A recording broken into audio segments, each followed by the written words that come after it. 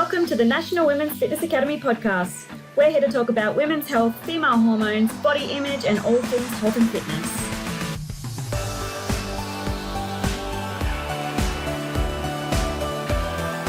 Hello girls, and welcome to another episode of the Women's Fitness Academy's podcast. I'm your host, Sigi, one of the WFA's educators and a women's online coach. Today, we've got Cat, who is a coach and a PT mentor. Cat is a transformation coach up in Sydney, which we've literally just connected right now through the wonderful world of Instagram. And I just also found out that Cat is not originally from Sydney.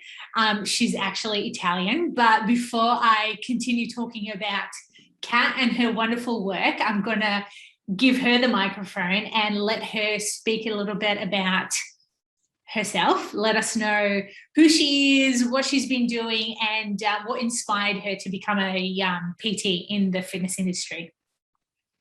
Hello everyone. Thank you for having me. So it's always funny because I always find when people say to you, introduce yourself, it's always like, so, oh my God, what am I going to say? But as I said, I'm Italian, originally from Italy. I've always been, I guess, in a sports industry. I used to swim when I was younger, competitively, and then I kind of always got led into the sports world. Through the years, I've actually had many roles in the fitness industry. I went from coaching to managing to, being into a sales role in the fitness industry, to being a PT manager, to then opening my own space, then closing it through COVID, then kind of deciding to take the mentorship side of the business as well. So I guess it always kind of rolled. There was not a moment that I said, yes, this is the job for me. I've always been passionate about this industry. I always wanted people to succeed and do better. And kind of as well, like I moved through before being more, I guess, sports specific, because that's my background and that's where I was comfortable and that's where my knowledge was, to moving back to more like Gen Pop and working more as a coach towards helping people feeling a little bit more themselves, if that makes sense. So working more as well with mindset. So I guess there's no real moment that I was like, yes, that's it. But it's more like, it's always been part of my life. And I don't think sport could ever not be part of my life. I love that. So good. I love that you mentioned that you did some competitive swimming. What was your style of swimming? Backstroke. I was a backstroke. Nice. Everyone looks at me like, but you're not big. And I was like, that was a backstroke girl. Yeah. I love it. How many years did you swim for? Long time, since until I moved here, which was, I moved when I was like just over, I think I turned 19 when I moved here. So just before, like probably 17 kind of thing. Yeah. I love it. So many years. Yeah, because people always look at swimmers, they're like, they're like big, broad shoulders and like the big lats. So for someone to look at you and be like, you don't look like a swimmer. Yeah, but also I'm like quite small naturally. Like I have small bones. So, even though the swimming would have pushed a little bit, I do get a bit of shoulders, the shoulder pump when I train. Yeah, love a good shoulder pump. Yeah. But yeah, I'm naturally quite small, so it hasn't gone that big. Yeah. So good. I love that. In terms of coaching during lockdown in Sydney, and you also mentioned that you opened a space, but then you closed it. What have you been doing over this past year in terms of business? Well, so it's funny enough because during the first COVID lockdown in Sydney, straight after, my partner and I opened our own facility, and it was a personal training studio, which we started because we wanted people to enjoy the privacy. Everyone was really worried to get back, and that was our way to, I guess, make people feel comfortable to train again and be like, you have the space, it's just you and a trainer. So there was I guess it was that safe space that people needed, and it went really well. We got very successful very quickly. I actually started while I was still working for Fitness First. I was a manager for Fitness First. So it was funny. And I thought, I said, look, don't worry. I even said to like my boss, I was like, don't worry, it's going to take me so long to get this going. Like, I'm not leaving for another at least 6 years to a month. And then literally 2 months in, I was like, I'm so sorry, but I have to leave. I was like, this is just getting out of hand. So we got very, very lucky very quickly. But at the same time, it's when the second lockdown hit, it was just hard because obviously like it was a new business and we could have kept on paying rent, but it was just not worth it. And then the whole building was going to get sold anyway. So we decided to move more online, and I'm just doing some of my PTs now out of another gym. But I guess during lockdown, I'm very lucky with my clients in a way of, I don't know, because through the years, I just learned how to, keep the clients, but I care a lot about my clients. That's my thing. And that's always been my thing. Even as a manager, I got told I care too much about the people. And I'm very much about the people. I think no matter what business you're running, it is about the people. And so I was lucky enough, I haven't lost any clients through lockdown. 2 got on pause out of everyone. During lockdown, my online business expanded. So I think, sometimes where things arise, like we freak out for about 5 minutes, but then, especially when you're a PT, you need to find a different way to be needed and to help, and I think my way was just, doing Zooms or, with my online clients, I started doing 2 check-ins. It's probably like wasn't worth the money, me doing 2 check-ins, but to be happy because like I'm staying accountable. So I think, I got very lucky. I was very, very lucky. I reckon it's more persistence than luck, because it sounds like you're very caring for your clients. And I think it's such an important perspective to have as a coach. We're coaching people, we're needing to be there when they're needing us. And I think for you, as having that hand to help someone, I think that's where they feel more connected and why they've stayed, and you've made that such a good retention with clients. Because again, it comes down to customer service, whether we're coaches or we're in retail or I don't know, in corporate, whatever. It's about the communication side of things. And it's really cool that you mentioned that, how we also initially freak out a little bit when, stuff like this happen, but then you sit down, you think about it, you put it into plan, and then again, you explain it to your clients. What are some things that have worked over, this year or last year during this lockdown with your clients? Like, what are some methods that you've found have helped you be a better coach, but also helped your clients get better results or keep that retention? I think introducing more of a mindset approach, it definitely helped, because I think, of course, during lockdown, everyone had their struggles, either the first lockdown or the second one. Some got hit more by the first one, some got hit more by the second one. But even myself, like, I haven't been able to see my family for the past 2 years because of the whole travel ban. So I know, I understand, I guess, the struggles, no matter what it is. And I thought to myself, like, what would I want from my coach? And I think it's more about the support. I don't think it's as much about the training. A training program is a training program. There's a million out there. Mm-hmm. Why wouldn't you just go on an app? They're just going to give you for $5 is going to give you a workout. Same with nutrition. There's so much nutrition out there. But I think people need the caring approach, if that makes sense. So it's more about, I think, teaching them the mindset, teaching them not to give up, teaching them that it's okay to feel vulnerable, or it's okay not to have, it's okay to have a bad workout or not having the nutrition down to path. But as long as we're not going backwards, that's still progress. You know, especially during lockdown, it was not a time where we needed to hit PBs or where you needed to get the best body you had. I was like mid-lockdown in prep for my first comp, and I was like, I didn't even know if it's gonna happen, and I was freaking out. But at the same time, I had to support these people. I was like, oh. And then I think it's just a matter of like embrace the change, but be empathetic to your clients.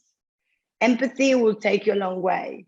And I think the coaching world has changed that way.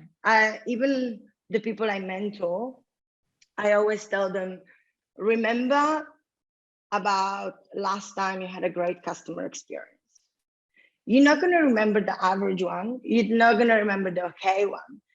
You will remember the bad ones or the really, really good ones. And you're going to consistently go back to the good ones. It could be a nail salon. It could be a hairdresser. It could be anything. You're always going to go back to the people that treat you the best.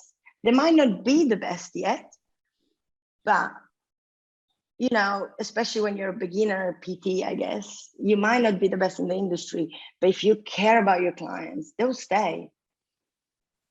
So yeah, care factor, I think is, mindset and care. I think it's what was needed to be added during lockdown.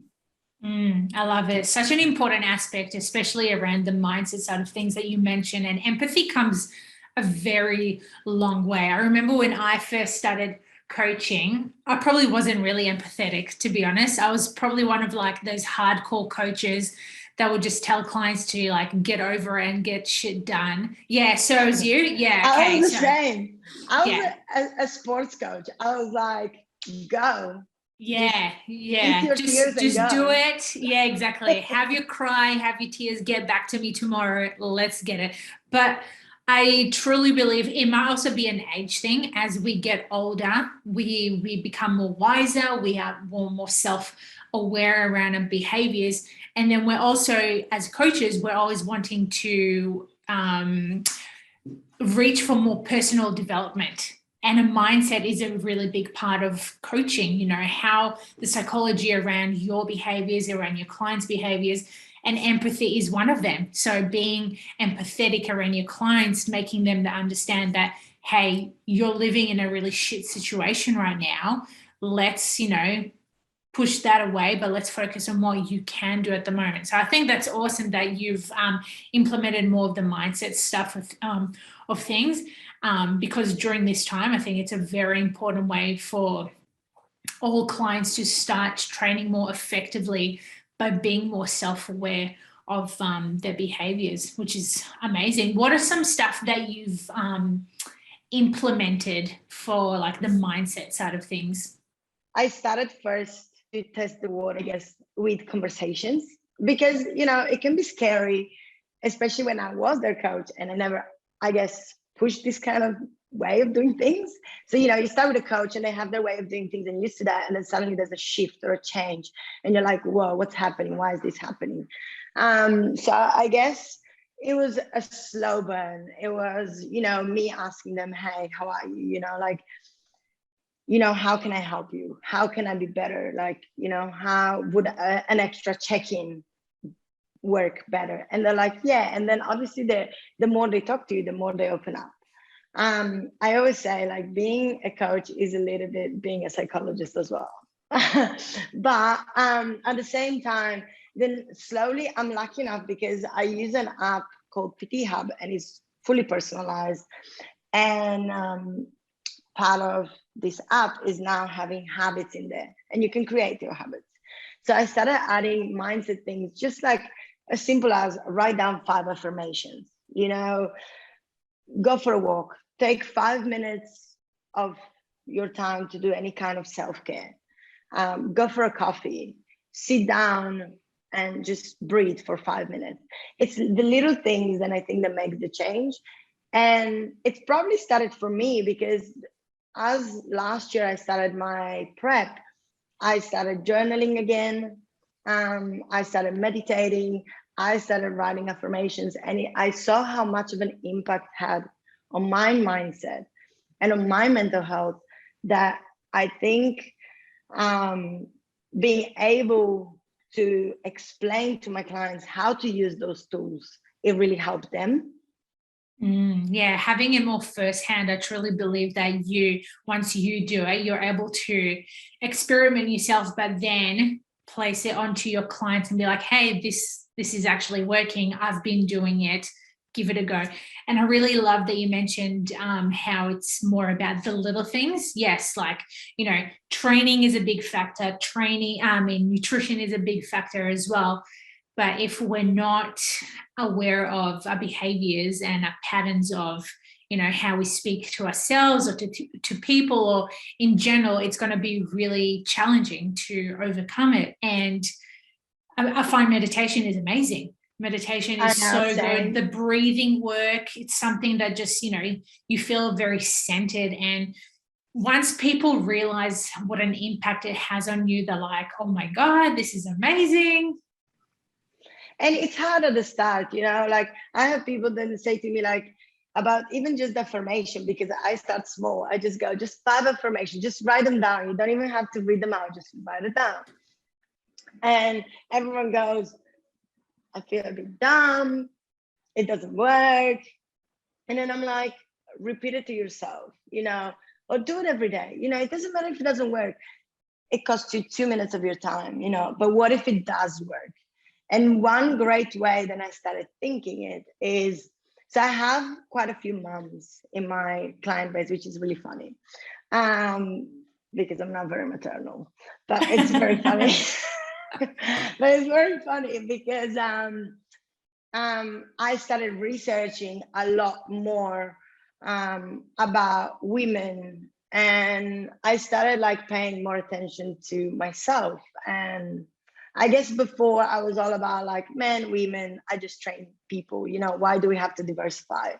I always hated the idea that women feel like they can't train men. So I always had this thing of, just know your stuff.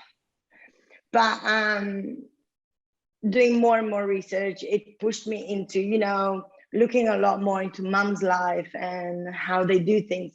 And I always say to all my clients, talk to yourself like you would like your child to talk to themselves. You wouldn't want your child to look at themselves in the mirror and go, I'm fat, I'm ugly, I'm not worthy. You wouldn't want that a child to say about themselves. And even at 20, 30 years old, you wouldn't want to hear those words out of your child. So talk to yourself like you would want your child to talk about themselves, always. And when I take that perspective to them, they're like, you're right. You actually are right. And I'm like, it's simple. You are worthy. You might not be in the best shape you would like to be, but this doesn't mean that you're not worthy of things because of the way your body looks. It doesn't matter because you're not super compliant with different parts of your nutrition or training or mindset, or you're not there yet, doesn't mean then you are not successful. Celebrate the small wins. That's the biggest part, I think, of training. Learn to celebrate the small wins. Yeah, I'm so about, celebrating every win, whether it's big, small, minute. It's just getting into that habit of actually, whether you do it daily or weekly, I love doing it with clients on a weekly basis, is just sitting them down and be like, hey, what went good this week? What wasn't as well? What can you improve the next week? And that way they have more of a self-acceptance about their abilities of moving forward towards their goals. And that's a really cool concept that, you're doing with your clients as well, especially your mums, which is awesome, because most mums that who are about to give birth or post-birth, they do go through a lot of psychological difficulties around their bodies because it changes dramatically. So again, Yeah, so it's super helpful for them to realize, like, hey, this is completely normal. This transition is absolutely beautiful. You need to accept what's happening.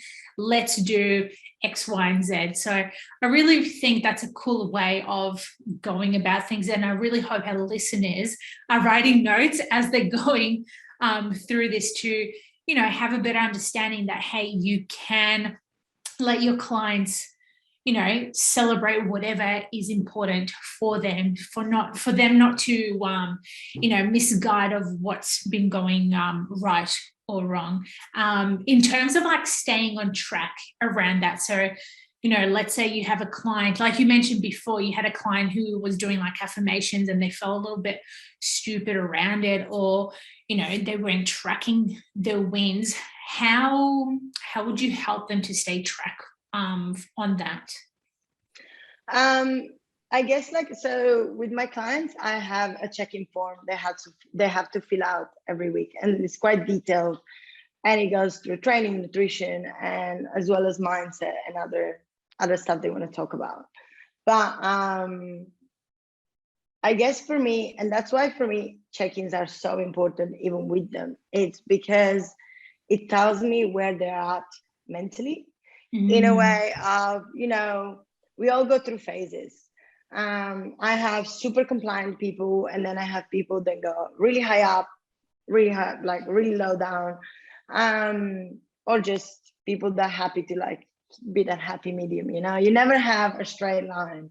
But I guess sometimes it's about trying different things, to be honest. I usually try to have that understanding conversation of being like, hey, keep on going. You can do this. This is new.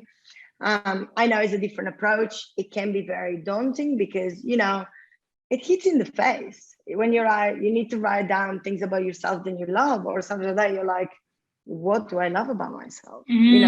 What should I say here? Like, that there's, it's hard. It's not right to write down an affirmation either.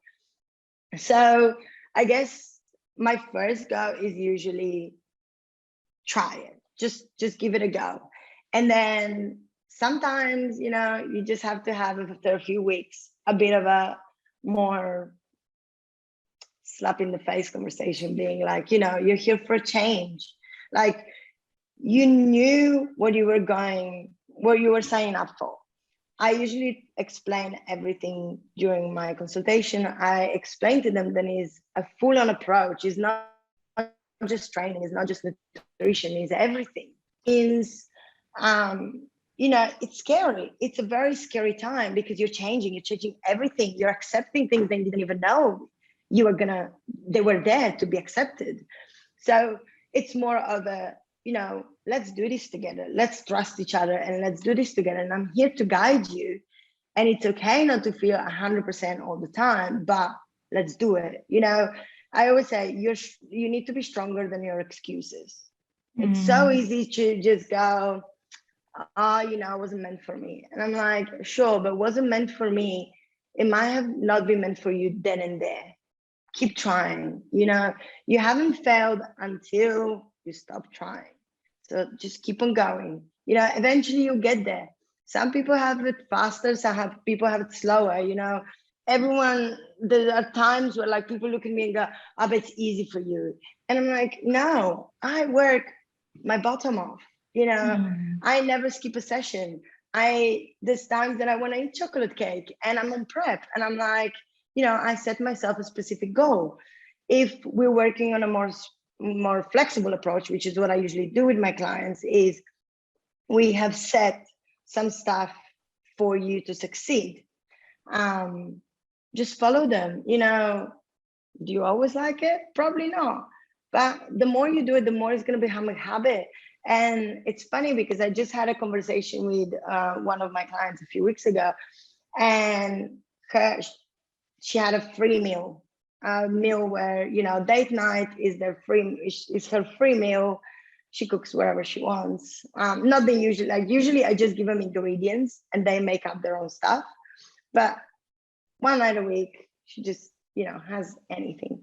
And she said to me, you know what before used to be a boring, healthy meal, now is what I crave on my free meal. And it's steak and chips, like air fried chips. Like, we're not talking about like crazy stuff. But she's like, it's about, once you learn to nourish your body, you know how you feel and you want to feel that way. You want to keep on feeling that way. So important to understand. I love, there were so many good, valuable points that you just mentioned, like the check-ins. I think that's super valuable for our listeners. If you're new to the industry or you've just started, look at how you're being contacted with your clients. Like, do you have a format that you're following up with? Do you have questions to ask them? I think, Kat, one of the points that you mentioned about the affirmations is it even including it into your check-in. I think that's a great way for letting clients, think a little bit like, what do you love about your body? Instead of them just ignoring the question, it's just like, no, like, sit down, really think, like, what do you appreciate about yourself? Because most of us don't appreciate enough about what we do, how we do it, what we look like, how far we've come.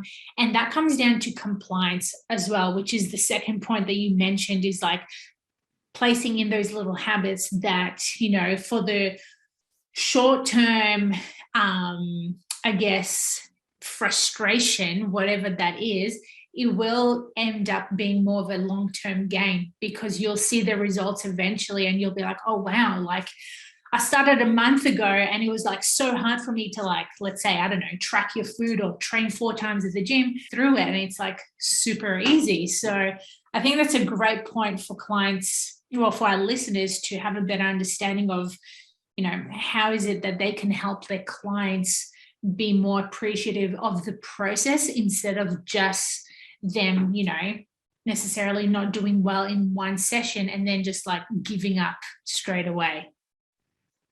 I think as well, the thing, for anyone that is new as a PT, it always helps. I would say data is your friend, but data before used to be just, the load they're lifting, the calories they're eating. Well, now I think is a lot more, as the mindset will give you so much more data, in a way of, if your client is not happy or is not doing well mentally, or, they might have anxiety, or they might have anything else going on in their life, stress, not sleeping well, they won't perform. And having that extra data will give you a full 360 outlook on the results. Yeah, totally. And then for them to just be a little bit more aware of the mental state as well as they progress week to week. I don't know about you, but like most of the check-ins that I do, I have it in a spreadsheet, so then the clients can compare it week by week and seeing how well they're progressing. Or even when you have those conversations with the clients, just like, hey, last week you told me X, Y, and Z, but this week, like, look how well you're doing with, your nutrition, for example, or, this week you've been practicing your affirmations every day, where last week it was only once a week. So I think that's a really cool way for us to keep clients more self-aware of their patterns, and then them being a little bit more self-accepting of the progress that they're making, which is awesome. Yeah, it keeps them as well a little bit more accountable, having a check-in form, having, then you have to check in on Friday or Saturday or Monday, whatever it is, with your coach.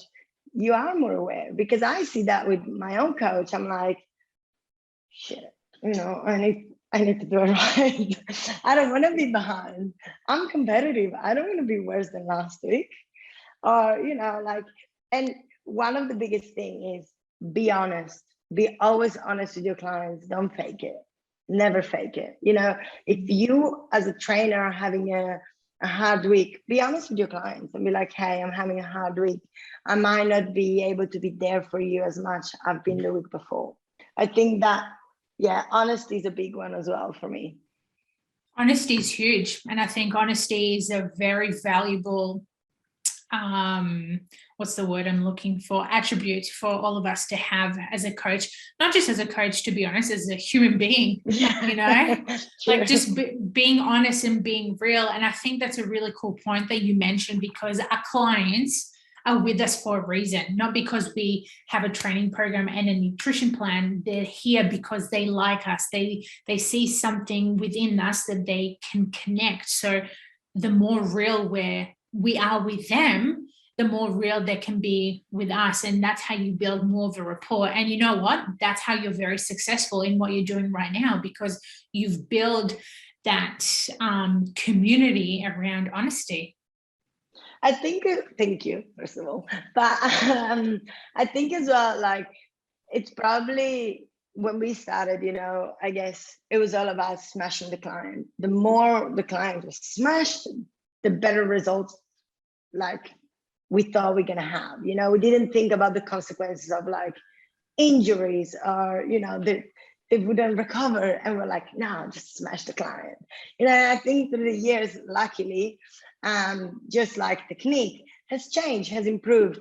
We understand a lot more about the biomechanics of the body, and there's a lot more data out there, I guess, and a lot more good educational platforms where people can learn more. And the same is for our clients. Our clients have more access to information, and I think people are more curious. So as well, I think we have grown as coaches, and I think we can teach the new generations how to coach without having to go through the whole thing we did. But at the same time, I think the clients are coming in with a certain expectation. They're not coming in anymore blind, being like, I need help. And you're like, okay, I'm just going to smash it. It's more like, no, okay, what do you need help with? They come in with questions. They come in with expectations. And sometimes they're like way too big expectations, small, but they are used to seeing it on social media, in the gym, in the park. There's a lot more talk about personal training. There's a lot more talk about fitness and how that impacts your health as well. I love that. So important, especially for like this coming generation of personal trainers. I think there's going to be hopefully a big change within what's going to happen. And I hope that they can look up to us, who we've been doing it for quite a while, and noticing the changes around that. What are some tips that you can give a new generation of personal trainers? Don't learn from Instagram. Learn from books, research. When I say research, don't Google stuff. Do a proper research. Go into journals. Go, uni hubs. There's so many free ones, and you can just go and look at a million researchers and make up your own mind. It doesn't mean that you have to have the same exact opinion on everybody else. There's so many cool new ways of doing things, and sometimes like people just look at someone doing it and I'm gonna do that, and it's like, no, use your brain, see what you like. Don't do that. Don't teach what you don't like. Find out what you like before niching. Try out everything. Try out different clients, try out different gyms. You don't have to be stale, and keep on learning. Get educated. Don't be that person that shows up uneducated. So important. I think education has got me so far from where I, started. And I think that's a really important lesson that I've taken on board, because when I first started, you're young, you have this ego that you just know it all, and no one's better than you. But then you realize, like, actually you don't know that much. And then the more you study, the more you realize that actually you don't know that much. And that's the beauty of learning, the constant growth from it. You'll start evolving more and more. And like Kat said, you don't have to stay stagnant in one place. You can go to one gym or open your own or work for someone. Like, there's so many options there that you can just progress further and further. I absolutely love that. You know what? Like, I can continue talking to you for so long. I swear, this is like, like a coffee chat when you have with your girlfriends. I know, that's so nice. So good, so good. I think we've covered a lot today, and I know our listeners are going to take a lot of value from what we've been talking about. Before we end today, Kat, where can our listeners find you? They can find me through my Instagram, which is Caterina.Pauluzzi, which you're probably better off writing it down because they might not find me. But it's very hard to spell my name, I know. But my business name is CW Performance. So they can search that one and they'll find me through that one. And that's on Instagram as well, yeah? Yes, they're both on Instagram. The CW Performance is on Facebook as well. Awesome. I love that. Awesome, girls. Well, I hope you enjoyed today's episode of Kat and I chatting all things about, how to become a good coach, how to educate yourself, checking with your clients and having more empathy, which is a huge one, and being honest with, your clients and being able to build a really good way of retention of, clientele. So I hope you enjoyed today's podcast. If you did, please screenshot and tag the Women's Fitness Academy. And then until then, please stay mindful and, have more empathy towards everyone. Thank you, girls. Thank you so much for having me. It was lovely. Bye-bye.